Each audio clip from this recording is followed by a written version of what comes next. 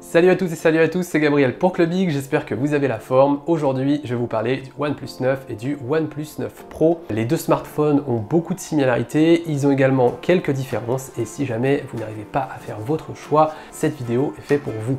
Alors on perd pas plus de temps et on commence tout de suite.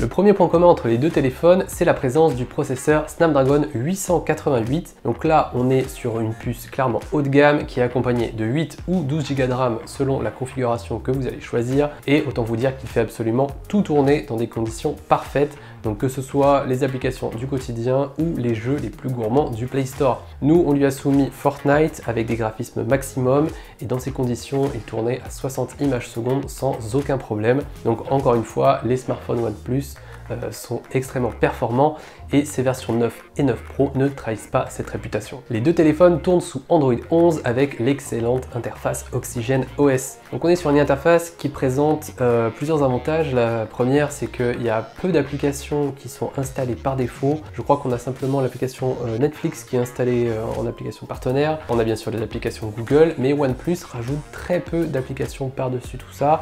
Donc c'est assez appréciable, surtout quand on voit chez certains concurrents, on a des interfaces qui sont parfois un petit peu trop chargées. Évidemment, Oxygen OS est ultra personnalisable et il y a des petits plus qu'on apprécie comme les gestes rapides qui permettent de lancer une application en dessinant simplement un geste sur l'écran éteint. Par exemple, vous pouvez dessiner un V et ça peut lancer l'application photo, voilà, ce n'est qu'un exemple. Et on a également le mode lecture qu'on aime beaucoup qui, là encore, fait passer l'écran en noir et blanc lorsque vous lancez une application. Donc ça, c'est à vous de définir laquelle.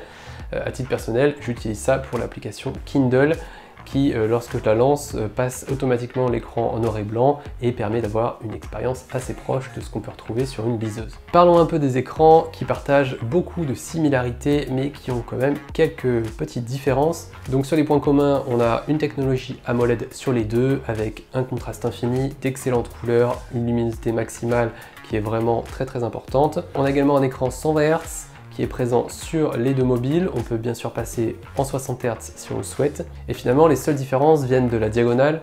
On a 6,55 pouces sur le OnePlus 9 et l'écran est plat, alors que sur la version Pro, on a un écran de 6,7 pouces qui est légèrement incurvé. Mais ce qu'il faut retenir, c'est que les deux profitent d'une qualité d'affichage vraiment excellente et ils n'ont absolument rien à envier aux meilleurs téléphones du marché sur ce point. Côté autonomie, les deux téléphones sont équipés d'une batterie de 4500 mAh qui leur permet de tenir environ une journée dans le cadre d'une utilisation intensive. Si jamais vous faites un petit peu plus attention, vous pourrez pousser jusqu'à une journée et demie, mais sincèrement pas beaucoup plus.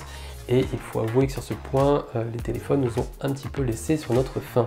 En revanche, la recharge est super rapide. On retrouve un bloc de 65 watts fourni dans la boîte qui permet de recharger complètement le téléphone en un tout petit peu plus de 30 minutes. Donc ça, c'est vraiment super appréciable.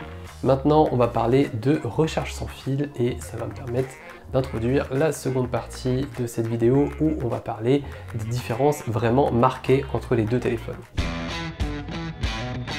Et la première grosse différence vient donc de la recharge sans fil qui sur le OnePlus 9 Pro est de 50 watts alors que sur le OnePlus 9 classique elle est de seulement 15 watts. Évidemment, c'est pas un drame, mais si jamais c'est une technologie que vous appréciez utiliser, c'est peut-être quelque chose qui pourra faire la différence dans votre choix. Au niveau du design, les différences sont subtiles, mais elles existent bien. C'est le cas du cadre qui est en aluminium sur le OnePlus 9 Pro alors qu'il est en plastique sur le OnePlus 9.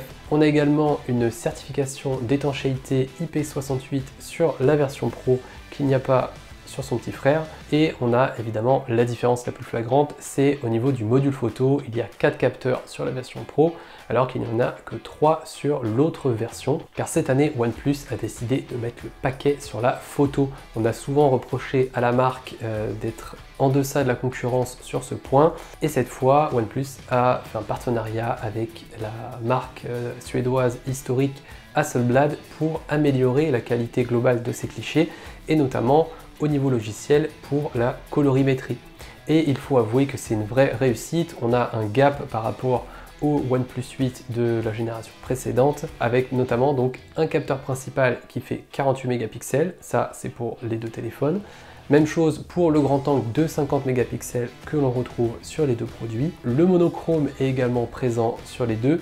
Par contre, la différence, c'est qu'il y a un capteur téléphoto sur la version Pro, donc c'est le capteur qui permet de faire un zoom optique jusqu'à x3,3 qui n'est pas présent donc sur le OnePlus 9 classique. Les deux téléphones s'en sortent extrêmement bien sur les photos de jour, on a vraiment une qualité excellente. En revanche, le OnePlus 9 souffre un petit peu plus pour les clichés de nuit et ça s'explique par la présence d'un capteur Sony, donc non pas de nouvelle génération, comme c'est le cas sur la version Pro, mais un capteur de l'année dernière. Et c'est exactement le même capteur qu'on retrouvait sur le OnePlus 8 Pro. Malgré tout, les deux téléphones progressent énormément en photo, mais la marque chinoise a quand même fait une différence donc, entre les deux modèles en proposant un capteur plus performant de nuit sur la version Pro, donc ça c'est un élément à prendre en compte. Enfin, l'ultime différence vient évidemment du prix et c'est peut-être le critère qui va vous aider à trancher entre les deux modèles. Le OnePlus 9 Pro est disponible à partir de 919 € dans sa configuration avec 8 Go de RAM et 128 Go de stockage. Et dans cette même configuration, le OnePlus 9 est proposé 200 € de moins, c'est-à-dire 719 €. C'est une différence qui est quand même significative, mais on reste malgré tout sur deux smartphones haut de gamme, et donc ce sera à vous de juger si cette différence de prix se justifie au vu des concessions qui ont été faites sur le modèle OnePlus 9.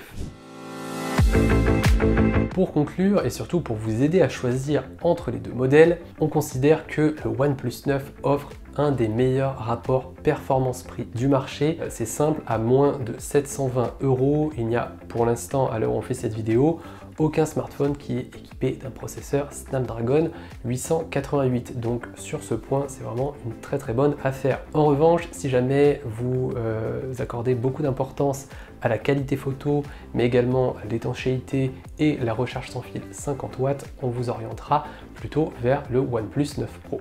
Merci à tous d'avoir regardé cette vidéo, j'espère qu'elle vous a plu. N'hésitez pas à laisser un commentaire ou une remarque si jamais vous en avez. Et nous, on se dit à très vite sur Clubic pour une prochaine vidéo. Ciao!